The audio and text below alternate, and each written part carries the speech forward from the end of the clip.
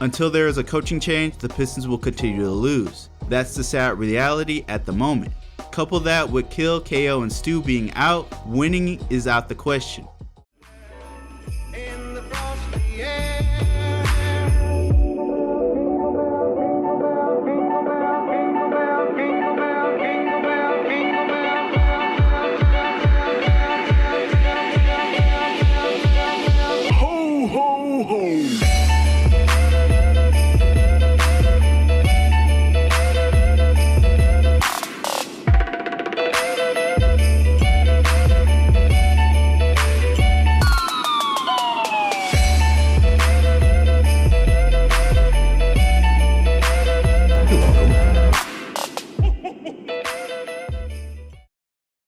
The Detroit Pistons are currently the worst team in the league. After blowout losses to other taking teams, that was made adamantly clear. It's been a frustrating season thus far, so shout out to everyone who has stuck with this team and this channel. With the injuries to Grant and Olynyk, the squad has no shot at the play-in. To be honest, I thought the Pistons would be where the Cavaliers are. Young players, a couple of vets, high draft picks. Both our teams are similar on paper, but are in very different places.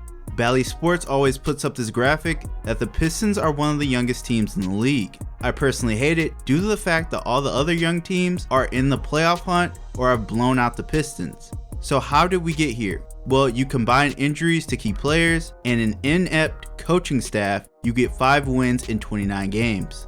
One win isn't going to erase the fact the team lost 14 games in a row, and the only people taking accountability are the players. Every post-game interview from Casey goes like this: they're young and they suck at basketball. He gets away with this because Detroit is a small market team. Anywhere else, the media would be on his head daily. He gets 0 points for beating the Heat without Jimmy Butler and Tyler Hero. Okay, back to the original topic. Due to Omni taking over the league, teams will be weaker, meaning the time to get wins is now. So my expectation for the Pistons is not to be historically bad. Saddiq Bey has been the victim of poor coaching, and he takes the heat for most of the losses, which I think is unfair. Clearly in the offseason, the Pistons want Saddiq to play more iso ball. I feel like he held up his end of the bargain.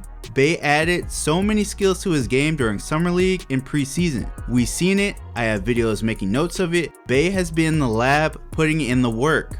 During the start of the regular season, his game looks rough for a few reasons. The main one is his role is different from last year. A 3-and-D player is now being asked to ISO and facilitate. Usually a change like that doesn't happen until a player's 3rd or 4th year. What should have happened this year is Bey built off his rookie season. The coaches have him playing like CJ McCollum when he should be playing like a Klay Thompson. The best 3-point shooting rookie last year has not built on that success.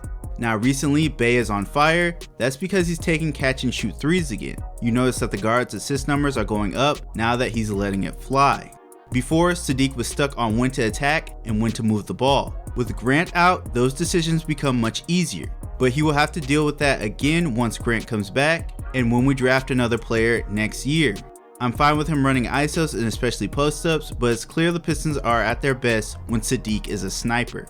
After playing only 2 G League games, I didn't expect to see Isaiah Livers for a while, but Rex Kellerman had other ideas. As Zay got some minutes, he finished the game with a steal and a block, already showing up defensively. Still no NBA buckets, but his offense will be there later on, as we know Livers can shoot. Final note on Livers, he had his rookie moment versus the Pacers, throwing the ball toward their basket. Good to see Livers making these mistakes early, which will help him down the road.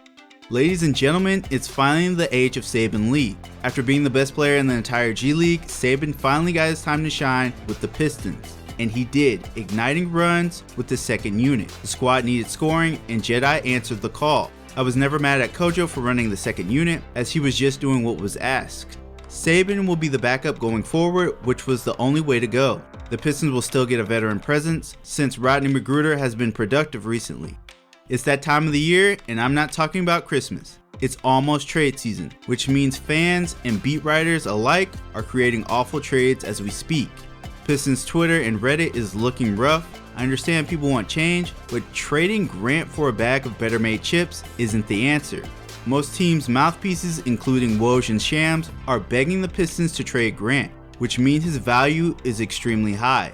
Because Jeremy wants to be in Detroit, there's only one scenario where he gets traded. The deal will have to include a young player with a high potential and a first round pick. Anything less for Grant is a failed trade. Trey Lyles will be up for discussion in any trades this season. Lyles is on a very tradable deal, minimum 2 years. Add that his production has been good. If teams are looking at just numbers, I feel like the Pistons can get an early second round pick for Trey Lyles. Last note on trades, I don't expect to see very many. None of the teams in the playoff hunt seem super desperate at this point. That could change as we get closer to the deadline. As a side effect of the squad being dead last in the league, I know the names of college players this year. To be honest, I usually don't check college basketball until the end of the regular season, in March Madness. I only knew who Cade was because he was a meme, and even then I never watched much footage of him because he was the clear-cut number 1, which the Pistons never get picks that high. Fast forward to this year, I'm very familiar with the top names.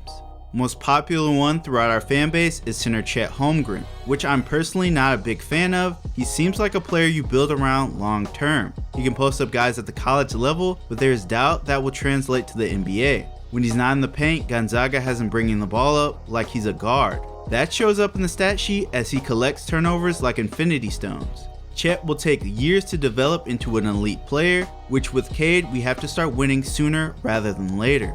Then you have Paolo Banchero, who's a power forward. His playstyle is focused on jumpers and rebounding.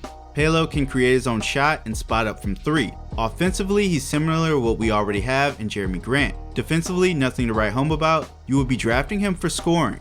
So at the end of the day, do the Pistons need another ISO scorer? Not really. Only way they draft Banchero is if the squad moves on for Bey or Grant.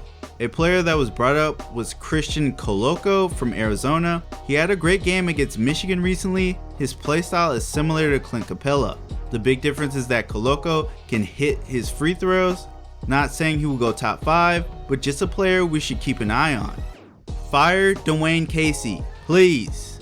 Nah, for real though, glad the Pistons got a win, but it hasn't changed my stance on most topics. The Pistons should not be the worst team in the NBA, point blank period.